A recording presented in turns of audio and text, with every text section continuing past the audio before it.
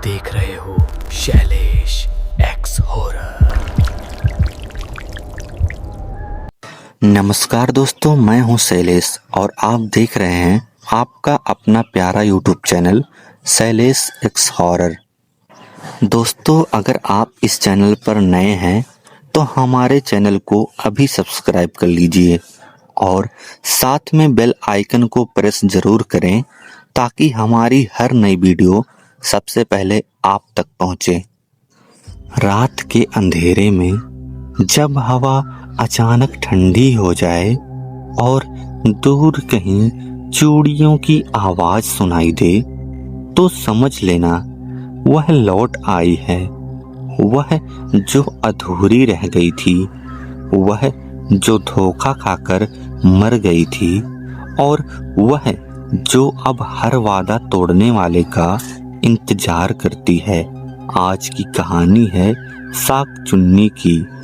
साल 2018 की बात है। पश्चिम बंगाल के एक छोटे से गांव सुंदरबन के पास बसा इलाका, जहां घने जंगल, दलदली जमीन और रात की खामोशी इंसान के दिल की धड़कनें तक सुनाई देती हैं, वहीं मैंने पहली बार साक चुन्नी का नाम सुना था। मैं उस समय कोलकाता में एक लोकल न्यूज़ चैनल में काम करता था। एक दिन मेरे पास एक कॉल आया। फोन के दूसरी तरफ कांपती हुई आवाज थी, सर, हमारे गांव में एक औरत मरकर भी जिंदा है।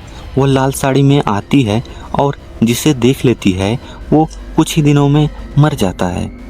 पहले तो मुझे लगा ये कोई अंधविश्वास होगा, लेकिन जब उसने बताया कि पिछले 3 महीनों में 4 लोगों की रहस्यमयी मौत हो चुकी है और हर लाश के पास कांच की टूटी चूड़ियां मिली थी, तब मेरे अंदर का पत्रकार जाग उठा। मैं अपने कैमरामैन रवि के साथ उस गांव के लिए निकल पड़ा।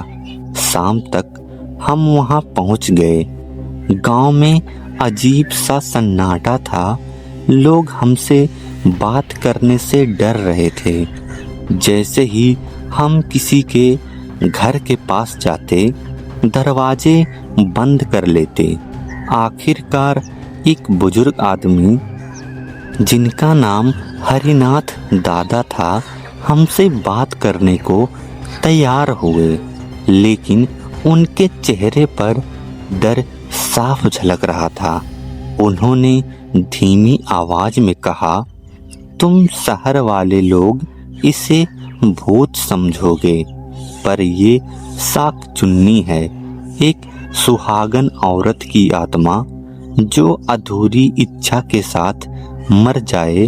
वो लाल साड़ी, सिंदूर और शंख की चूड़ियां पहनकर वापस आती हैं। उन्होंने बताया कि 5 साल पहले गांव की एक औरत जिसका नाम माधवी था, उसने पेड़ से लटक कर आत्महत्या कर ली थी।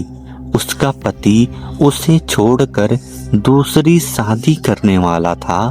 उस रात माधवी ने लाल साड़ी पहनी थी और सुबह उसकी लाश आम के पेड़ से झूलती मिली थी। उसके बाद हर अमावस्या की रात उसी पेड़ के पास किसी औरत की परछाई दिखाई देती है। पहले लोगों ने ध्यान नहीं दिया, लेकिन फिर गांव के 2 लड़कों की अचानक मौत हो गई। दोनों की गर्दन अजीब तरह से मुड़ी हुई थी, जैसे किसी ने पीछे से जोर से सर घुमा दी हो। सबसे खौफनाक बात ये थी कि मरने से पहले दोनों ने एक ही बात कही थी, वो मुझे बुला रही है, उसकी चूड़ियों की आवाज आ रही है। हमने तय किया है कि हम उस पेड़ के पास रात बिताएंगे।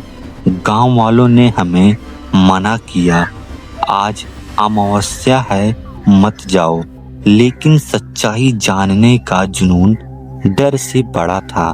रात के करीब 11 बजे हम कैमरा लेकर उस पेड़ के पास पहुंचे। आसमान में चांद नहीं था, सिर्फ झींगुरों की आवाज और दूर कहीं कुत्तों की भौंकने की धीमी गूंज आ रही थी। हमने कैमरा सेट किया और रिकॉर्डिंग शुरू कर दी। करीब आधे घंटे तक तो कुछ नहीं हुआ। रवि ने मजाक में कहा, लगता है भूत छुट्टी पर है। लेकिन जैसे ही घड़ी में 12 बजे अचानक हवा तेज चलने लगी, पेड़ की शाखाएं जोर जोर से हिलने लगी। तभी हमें एक आवाज सुनाई दी, छन छन छन। कांच की चूड़ियों की आवाज मेरे हाथ से टॉर्च गिरते गिरते बची। आवाज साफ थी और पास आती जा रही थी। रवि ने कैमरा उस दिशा में घुमाया और तभी पेड़ के पीछे से एक लाल साड़ी का पल्लू हवा में लहराता दिखाई दिया। हम दोनों की सांसें थम गई। धीरे धीरे वो आकृति सामने आई। उसका चेहरा बालों से ढका हुआ था, हाथों में सफेद शंख की चूड़ियां और मांग में गहरा लाल सिंदूर था। लेकिन सबसे डरावनी बात यह थी कि उसके पैर उल्टे थे। वो जमीन पर चल नहीं रही थी, जैसे फिसल रही हो, और सीधा हमारी तरफ आ रही थी। रवि कांपती आवाज में बोला, सर कैमरे में आ रही है। मैंने हिम्मत करके पूछा, कौन हो तुम? वो अचानक रुक गई। धीरे धीरे उसने अपना चेहरा ऊपर उठाया। उसकी आंखें पूरी तरह सफेद थी, बिना पुतलियों के। और फिर उसने फुसफुसा कर कहा, मेरा सुहाग मुझे वापस दो। अचानक रवि चिल्लाया। वो औरत पल भर में उसके बिल्कुल सामने पहुंच गई। कैमरा जमीन पर गिर पड़ा। स्क्रीन पर लाल साड़ी की झलक और तेज चूड़ियों की आवाज रिकॉर्ड हो रही थी। मैंने देखा उसने रवि की गर्दन पकड़ ली थी। उसकी उंगलियां लंबी और काली थी, जैसे जली हुई लकड़ी हो। मैंने पूरी ताकत से रवि को खींचा और भागने लगा। पीछे से वही आवाज, कहाँ तक भागोगे? मैं पीछे मुड़ा तो वह आम के पेड़ पर उल्टी लटकी हुई थी और हमें घोर रही थी। हम किसी तरह गांव तक पहुंचे। रवि तो बेहोश हो चुका था। उसकी गर्दन पर लाल उंगलियों के निशान थे। अगली सुबह जब हमने कैमरा फुटेज देखा तो उसमें साफ दिख रहा था एक लाल साड़ी पहने औरत, जो इंसान नहीं थी। लेकिन सबसे डरावनी बात अभी बाकी थी। वीडियो की आखिरी फ्रेम में वो कैमरे के बिल्कुल पास आकर खड़ी हो गई थी और धीमी आवाज में बोली, मैं उसे ढूंढ लूंगी जो मुझे छोड़ कर गया। कैमरे का वीडियो यहीं खत्म हो गया। उस दिन के बाद रवि कभी पहले जैसा नहीं रहा। वह अक्सर कहता कि वह मुझे सपने में बुलाती है। और 3 दिन के बाद रवि अचानक गायब हो गया। उसके कमरे में सिर्फ टूटी हुई शंख की चूड़ियां मिली और दीवार पर खून से लिखा था, मैं आ गई। रवि के गायब होने के बाद मेरी जिंदगी जैसे रुक गई थी। पुलिस ने मामला मिसिंग पर्सन का दर्ज किया, लेकिन उन्हें हमारे वीडियो पर यकीन नहीं था। उन्होंने साफ कहा एडिटिंग है, पब्लिसिटी स्टंट है, लेकिन मैं जानता था वो असली थी। रवि के कमरे से मिली टूटी हुई शंख की चूड़ियां मेरे दिमाग में लगातार गूंज रही थी। दीवार पर खून से लिखा मैं आ गई किसी इंसान का काम नहीं लग रहा था। वो टेढ़े मेढ़े अक्षर में लिखा था, जैसे किसी ने नाखून से खुरच कर लिखा हो। मैं वापस उसी गांव गया। गांव पहुंचते ही मुझे अजीब नजरें महसूस हुईं। लोग मुझे देखकर फुसफुसा रहे थे, जैसे मैं कोई अशुभ चीज साथ लेकर आया हूँ। हरिनाथ दादा ने भी मुझे देखते ही अपने घर का दरवाजा बंद कर लिया। मैंने जोर देकर कहा, रवि गायब है, मुझे सच जानना है। कुछ देर बाद दरवाजा खुला। उन्होंने मुझे अंदर बुलाया और बैठाया। फिर धीरे से कहा, तुम लोग उसे जगा कर चले गए। अब वो सिर्फ अपने पति को नहीं, हर उस मर्द को ढूंढेगी जो उसे छोड़ सकता है। मैंने पूछा, उसका पति कहाँ है? हरिनाथ दादा ने कांपते हुए जवाब दिया, वो 5 साल पहले ही मर चुका है, उसी पेड़ के नीचे। मेरे रोंगटे खड़े हो गए। मतलब शाकचुन्नी अब किसे ढूंढ रही थी? तभी मुझे याद आया, वीडियो में उसने कहा था मैं उसे ढूंढ लूंगी जो मुझे छोड़ गया। क्या वो सिर्फ अपने पति की बात कर रही थी या किसी और की? उस रात मैंने गांव में ही रुकने का फैसला किया। करीब 1 बजे मुझे फिर वही आवाज सुनाई दी, छन छन छन। इस बार आवाज मेरे कमरे के बाहर से आ रही थी। मैंने हिम्मत जुटाकर खिड़की से बाहर देखा। सड़क बिल्कुल खाली थी, लेकिन मिट्टी पर ताजा पैरों के निशान थे, वह भी उल्टे पैरों के निशान। वो धीरे धीरे मेरे दरवाजे तक आकर रुक गए थे। अचानक दरवाजा अपने आप चरमराने लगा। मैंने अंदर से कुंडी कसकर पकड़ी हुई थी और तभी दरवाजे के नीचे से लाल साड़ी का पल्लू अंदर सरकता दिखाई दिया। मेरी सांस अटक गई और फिर वही फुसफुसाहट सुनाई दी, तुम भी चले जाओगे जैसे वो गया। मैं चिल्लाया, मैंने किसी को नहीं छोड़ा। अचानक सब शांत हो गया। मैंने धीरे धीरे दरवाजा खोला। बाहर कोई नहीं था, लेकिन जमीन पर एक चीज पड़ी थी, रवि का कैमरा। वो कैमरा जो हम उस रात पेड़ के पास छोड़ आए थे। कैमरा खुद ब खुद ऑन था। मैंने कांपते हाथों से फुटेज चलाया। स्क्रीन पर अंधेरा था। फिर धीरे धीरे एक कमरा दिखाई दिया।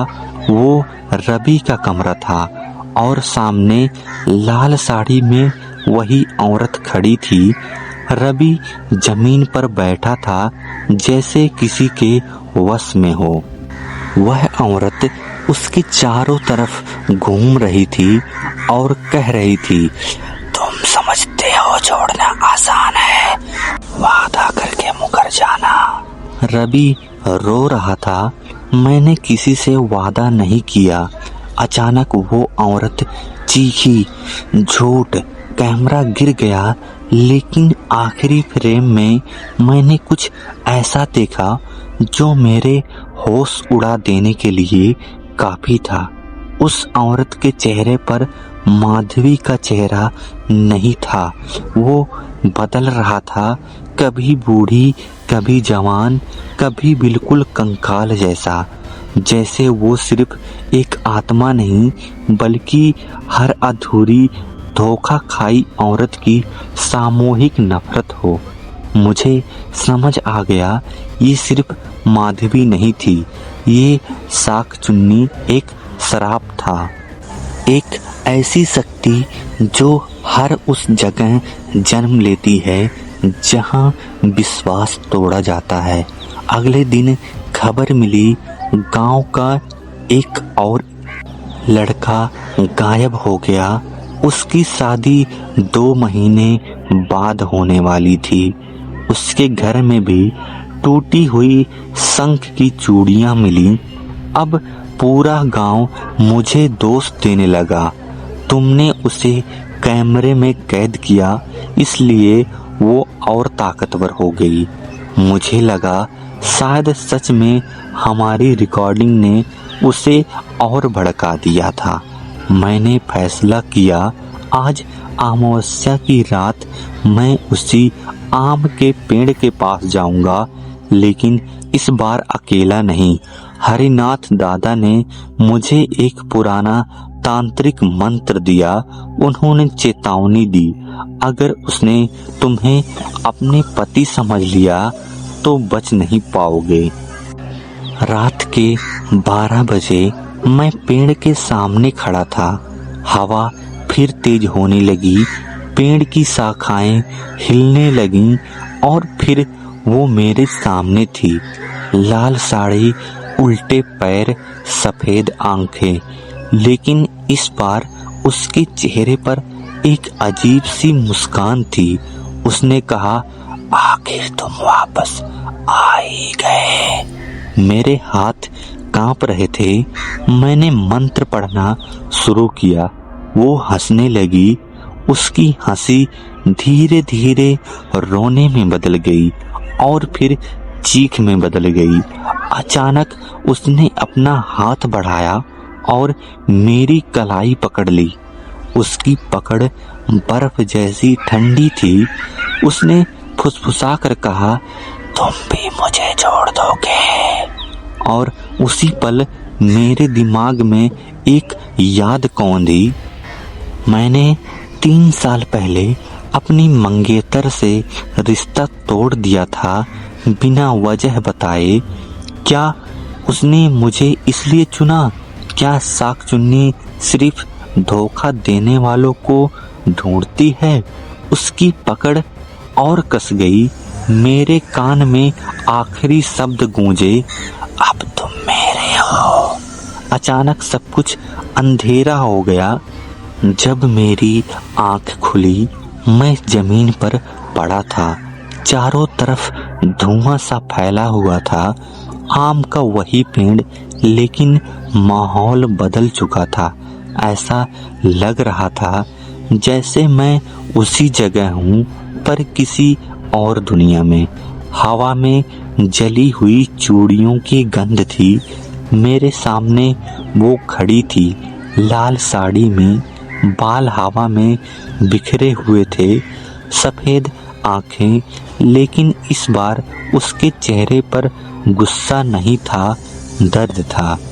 उसने धीमी आवाज में कहा, क्यों छोड़ा था उसे? मेरे कानों में गूंजा, तुम भी मुझे छोड़ दोगे?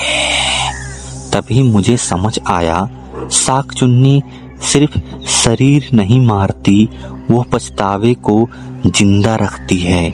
मैंने हिम्मत करके कहा, मैंने गलती की थी, लेकिन मैं किसी को मारने लायक पापी नहीं हूँ। वो धीरे धीरे मेरे करीब आई। उसकी उंगलियां मेरे चेहरे को छूने लगीं, बर्फ जैसी ठंडी। और अचानक मेरे दिमाग में तस्वीरें चलने लगी। माधवी का चेहरा, उसका पति उसे छोड़ते हुए, और गांव वालों की हंसी, और उसका अकेलापन, उसका फंदे से झूलना। फिर रवि। मैंने देखा रवि किसी कमरे में बैठा था। उसकी आंखें खाली थी, जैसे वो जिंदा होकर भी मर चुका हो। मुझे एहसास हुआ शाक चुन्नी सिर्फ शरीर नहीं खाती, वो आत्मा को अपने साथ बांध लेती है।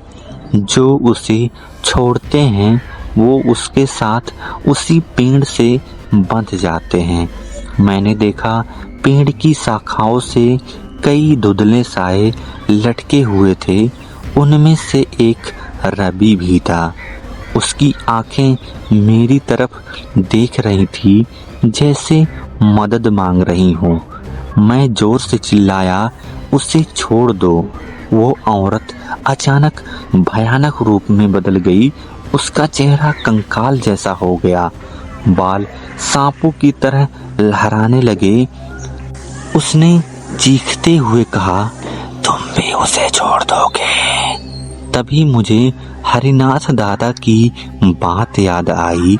अगर उसने तुम्हें अपना पति समझ लिया तो बच नहीं पाओगे। मुझे समझ आया वो मुझे अपने पति का रूप मान चुकी थी, और अगर मैंने उसे छोड़ दिया तो मैं भी उसी पेड़ का हिस्सा बन जाऊंगा। मैंने कांपते हुए कहा, मैं नहीं जाऊंगा जब तक तुम शांत नहीं हो जाती। अचानक सब शांत हो गया। वो मेरे सामने आकर रुक गई। उसकी आंखों में पहली बार आंसू दिखाई दिए, लाल रंग के आंसू। उसने पूछा, कोई वापस क्यों नहीं आता? मैंने धीरे से कहा, क्योंकि इंसान डरता है जिम्मेदारी से। ये सुनते ही वो जैसे टूट गई। पेड़ की शाखाएं कांपने लगी, हवा गोल गोल घूमने लगी, और अचानक एक जोरदार चीख के साथ वो धुएं में बदलने लगी। लेकिन जाते जाते उसने मेरा हाथ पकड़ लिया। उसकी पकड़ अब ठंडी नहीं थी, नॉर्मल लग रही थी, और उसने फुसफुसाया, अगर फिर कभी किसी को छोड़ोगे मैं लौट आऊंगी। अचानक सब कुछ गायब हो गया। मैं उसी पेड़ के नीचे पड़ा था। सुबह हो चुकी थी। गांव वाले मुझे घेर कर खड़े थे। हरिनाथ दादा ने कहा, तुम पूरी रात बेहोश पड़े थे। मैंने तुरंत पेड़ की तरफ देखा। शाखाएं बिल्कुल खाली थी। रवि का कोई निशान नहीं था, लेकिन पेड़ के नीचे टूटी हुई शंख की चूड़ियां नहीं थी, सब गायब था। मैं शहर लौट आया। कुछ दिन बाद रवि अपने घर वापस आ गया। वो बहुत कमजोर था और उसे कुछ याद नहीं था। डॉक्टरों ने कहा मानसिक आघात हुआ है। लेकिन एक बात आज भी मुझे सोने नहीं देती। रवि की कलाई पर लाल उंगलियों के निशान अभी भी हैं, और मेरे कमरे में कभी कभी रात 12 बजे छन छन कांच की चूड़ियों की आवाज सुनाई देती है। मैंने अब तक शादी नहीं की और कभी किसी को बिना वजह नहीं छोड़ा, क्योंकि मैं जानता हूँ शाक चुन्नी सिर्फ एक कहानी नहीं है। वो इंतजार करती है उन लोगों का जो वादा करके मुकर जाते हैं। आज की कहानी में बस इतना ही। और दोस्तों, अगर आपके साथ भी कुछ ऐसा हुआ हो तो कमेंट में लिखिए। अगला एपिसोड आपकी कहानी बन सकती है। और इस वीडियो को लाइक जरूर कीजिएगा। तो चलिए कल मिलते हैं किसी नए हॉरर स्टोरी के साथ। तुम देख चुके हो शैलेश एक्स हॉरर।